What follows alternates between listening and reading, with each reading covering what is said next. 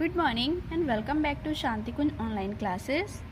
तो बच्चों, पिछली क्लास में हमने चैप्टर नंबर 6 पदार्थों में परिवर्तन का इंट्रोडक्शन किया था। इसमें हमने रासायनिक पदार्थ और रासायनिक सूत्रों के बारे में पढ़ा था। मुझे उम्मीद है आप सभी ने इन सारे संकेतों को और इनके नाम को याद कर लिया होगा। जितने भी इनके साइंटिफिक नेम है उन सबको भी याद किया होगा, है ना।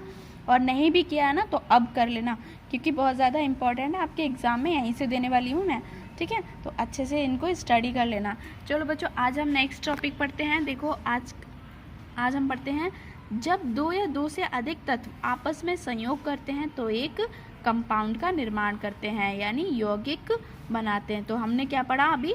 यौगिक। तो यौगिक क्या होता है कि जब दो या दो से अधिक तत्व आपस में संयोग करते हैं तो यौगिक का निर्माण करते हैं, जिसे हम कंपाउंड बोलते हैं।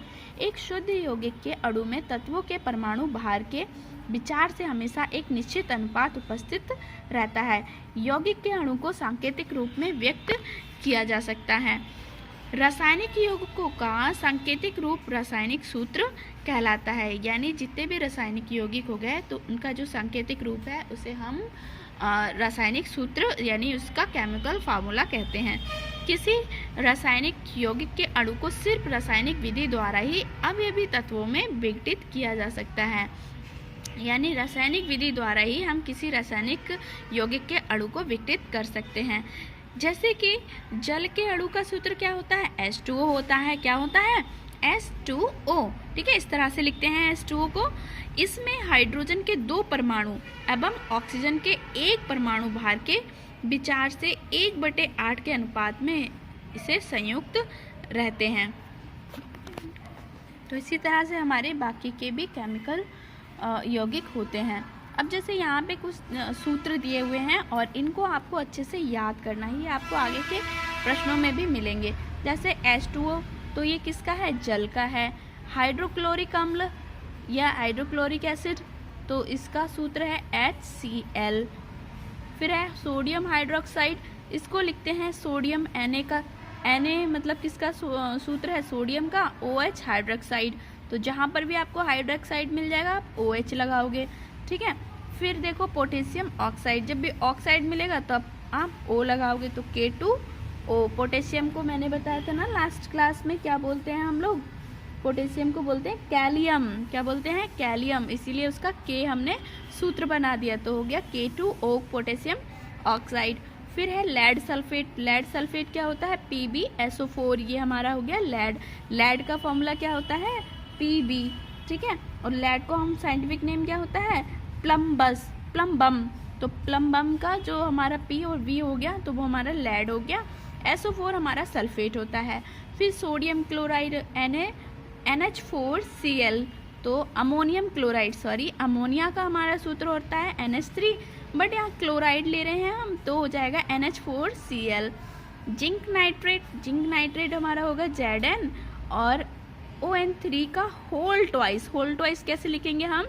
ऐसे, तो NO3 और इसको ब्रैकेट में क्लोज करके 2 लिख देंगे, तो इसे बोलेंगे जिंक नाइट्रेट का होल ट्वाइस।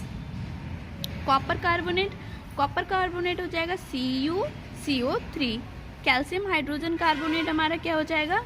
CaHCO3 का होल ट्वाइस, तो इसे हम बोलेंगे कैल्शियम हाइड्रोजन कार्बोनेट। CO3 हमेशा बोलते हैं कार्बोनेट को, और जब हम इसका होल ट्वाइस लगा देंगे तो बन जाएगा कैल्शियम हाइड्रोजन कार्बोनेट। फिर है मैग्नीशियम फॉस्फेट क्या होगा हमारा? Mg3PO4 का होल ट्वाइस, तो ये हमारा हो जाएगा। फॉस्फेट को हमेशा PO4 से डिनोट करेंगे, तो मैग्नीशियम फॉस्फेट। फिर नेक्स्ट है मैग्नीशियम हाइड्रोजन कार्बोनेट, इसको कैसे लिखेंगे? मैग्नीशियम HCO3 का होल ट्वाइस। तो ये हमारे सूत्र हैं, ये सभी आपको याद करने हैं अच्छे से। अब देखो रासायनिक अभिक्रिया। अब रासायनिक अभिक्रिया कैसे होती है? हमारे चारों ओर हमेशा रासायनिक अभिक्रियाएं होती रहती हैं। ईंधनों का दहन होना, भोजन पकाना, लोहे में जंग लगना, प्रकाश संश्लेषण, भोजन का पाचन आदि ऐसी प्रक्रियाएं जिसमें रासायनिक अभिक्रियाएं होती हैं तथा पदार्थ रासायनिक रूप से परिवर्तित हो जाता है। तो इस तरह की क्रियाओं को हम क्या बोलते हैं? रासायनिक अभिक्रिया कहते हैं। तो ये जो आप हमारी डेली लाइफ में होती हैं, बस आप इनके बारे में थिंक नहीं करते हो। मैं तो आपसे हमेशा कहती हूँ कि सोचा करो बच्चों इन सारी चीज़ों के बारे में कि ऐसा कैसे हो जाता है कि लोहे पे जंग कैसे लग गई, भोजन पक कैसे जाता है, ईंधन का दहन कैसे हो जाता है, ये सारी कैसी अभिक्रियाएं हैं। तो ये सारी हमारे रासायनिक अभिक्रिया होती हैं। जब ऊर्जा के अवशोषण या विमोचन के साथ एक या अधिक पदार्थों, तत्वों या यौगिकों में रासायनिक परिवर्तन होता है तथा एक या अधिक नए पदार्थों का निर्माण होता है, तो सम्मिलित रूप में इसे रासायनिक अभिक्रिया कहा जाता है। तो रासायनिक अभिक्रिया किसे कहा जाता है? जब ऊर्जा के अवशोषण में या फिर उसका विमोचन, कहने का मतलब यह है या तो एनर्जी एब्जॉर्ब हो रही है या डेसिपेट हो रही है। उस टाइम पे क्या होगा, एक से अधिक तत्व या यौगिक जब उसमें साथ में वर्क कर रहे होते हैं तो एक नया पदार्थ बन जाता है। क्या बनता है? एक नया पदार्थ का निर्माण हो जाता है। जैसे यहाँ मान लो ईंधन का दहन, आपने क्या किया, लकड़ी को जलाया। आपने क्या किया, पहले लकड़ी को जलाया और उसके बाद में आपको इसमें क्या दोबारा से लकड़ी मिलेगी? नहीं, आपको क्या मिल गई? राख। तो राख क्या हो गया? नया पदार्थ हो गया। तो सम्मिलित रूप से इसे रासायनिक अभिक्रिया कहा जाता है। अभिक्रिया में भाग लेने वाले पदार्थ को अभिकर्मक तथा प्राप्त नए पदार्थ को उत्पाद कहते हैं। जैसे हमने लकड़ी को जलाया तो ये हमारा क्या बन गया? अभिकर्मक बन गया। और ये हमारा जो नया उत्पाद मिला राख, ये हमारा क्या कहलाएगा? ये हमारा कहलाएगा उत्पाद, यानी प्रोडक्ट, उत्पाद। ठीक है बच्चों, तो इस चीज़ को याद रखना। अब मैं रासायनिक अभिक्रिया की विशेषताएं क्या क्या होती हैं। एक, गैस का निष्कासन या उत्सर्जन, कि जब भी कोई रासायनिक अभिक्रिया होती है तो ये भी बहुत ज़रूरी है कि उसमें से गैस, कोई ना कोई गैस जरूर निकलती है। तो रासायनिक अभिक्रिया के दौरान गैस भी उत्पन्न होती है। और जैसे कि जब बेकिंग सोडे की सिरके के साथ अभिक्रिया कराई आपने तो भरपूर बुदबुदाहट के साथ एक रंगहीन कार्बन डाइऑक्साइड गैस निकलती है। जैसे आप केक बनाते हो, है ना, केक आप तो नहीं बनाते होगे, आपके पेरेंट्स, मम्मी ही बनाते होंगी, है ना। तो जब वो केक बनाते हैं तो होता क्या है कि उसमें आपने क्या डाला? बेकिंग सोडा डाला, और बेकिंग सोडा के साथ में आपने एसिटिक एसिड डाला, ठीक है, सिरका डाला, विनेगर। तो होता क्या है, उसके बाद में सोडियम एसिटेट बन जाएगा। ये आपके केक को क्या करेगा? फुला देगा, फ्लफी बना देगा। साथ में उसमें क्या निकलेगा? जल निकलेगा। और उसके साथ में जब आप उसमें मिला रहे होते हैं तो बहुत बुलबुले निकलते हैं। वो बुलबुले होते हैं कार्बन डाइऑक्साइड गैस के। तो इस तरह से इस प्रोसीजर में, इस केमिकल रिएक्शन में आपको क्या मिल गई?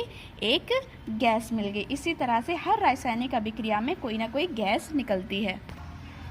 तो बच्चों, अब आपका होमवर्क है, आपको कुछ यौगिक सूत्र दिए हुए हैं और इन सबको आपको अपनी कॉपी में टेबल बना के एग्जैक्ट ऐसे ही लिखना है और इनको याद करना है। ठीक है, नेक्स्ट क्लास में हम इसके आगे का पढ़ेंगे। तो मिलते हैं नेक्स्ट क्लास में, तब तक के लिए बाय बाय, टेक केयर।